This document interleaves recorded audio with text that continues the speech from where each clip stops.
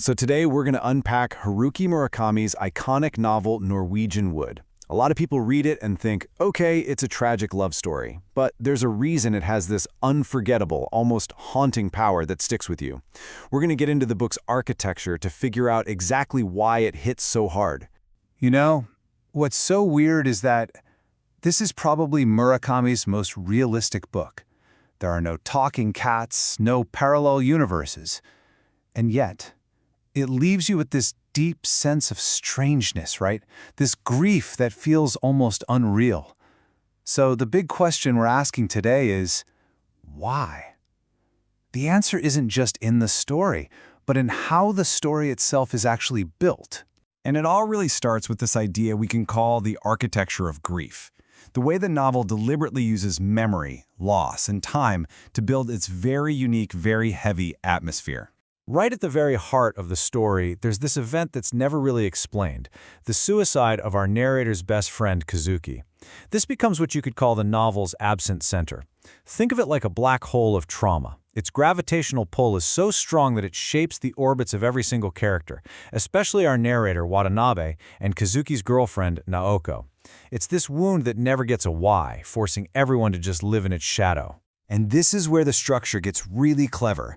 The story starts with a 37-year-old Watanabe looking back on his past, but it ends with his 20-year-old self being completely and utterly lost. It's a loop, and what that loop shows us is that the 18 years that have supposedly passed, they haven't brought any real closure. The trauma isn't some distant memory. No, it's right there, a constant companion. It traps the characters and us, the readers, in that same repeating cycle of sorrow. So because of this trauma that you just can't escape, every single character is forced to make a fundamental choice. And it's not just about who to love, it's a choice between life and death itself. And that choice is perfectly embodied by the two women in Watanabe's life. On one hand, you've got Naoko.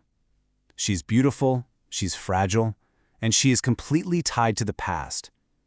She really represents a retreat into silence, and ultimately into death. And then, on the other hand, there's Midori.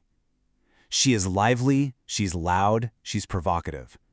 And she represents this fierce, desperate push towards the future, a real fight for life. But here's the thing you have to understand about Midori.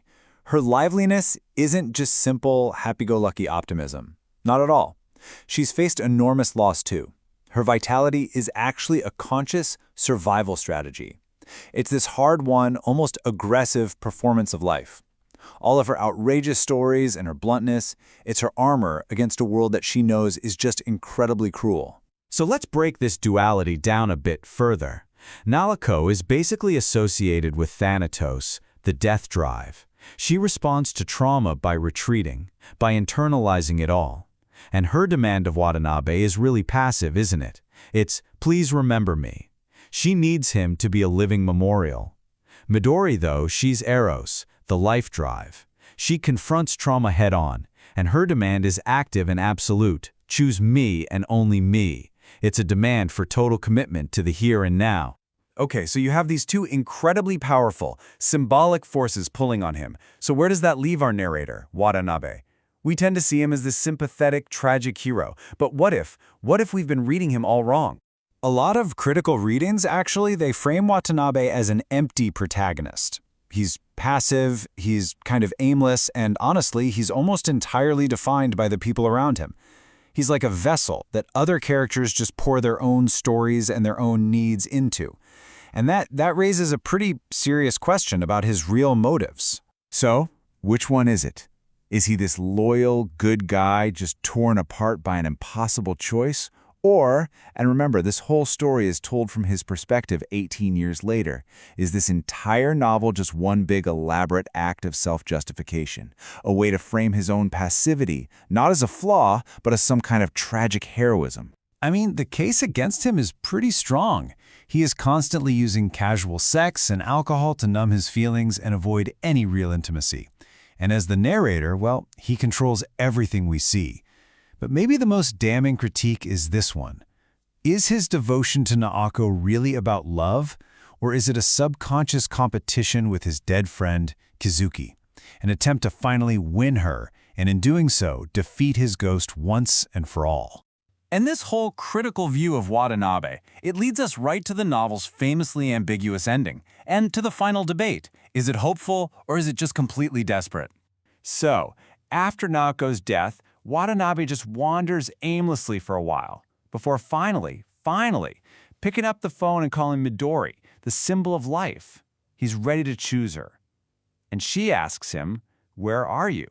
And the novel ends with his response, which is a question back to himself. Where am I now? The interpretation of this single line splits readers right down the middle. The argument for despair says that he's calling from a place of nothingness. He's physically alive, sure, but he's spiritually gone, forever lost in the forest of his grief. But the argument for hope, it sees the phone call itself as the choice. Admitting that he's lost isn't a sign he's trapped. It's the first difficult, messy step out of the forest. And in the end, the novel just refuses to give us a neat answer. It leaves us right there with him, in that moment of total uncertainty. It suggests that this conflict between the pull of the past and the demands of the present, it's never really over, and it forces us all to ask ourselves a really tough question. When you're lost in the deep woods of your own grief, is the simple act of choosing life really enough to find your way out?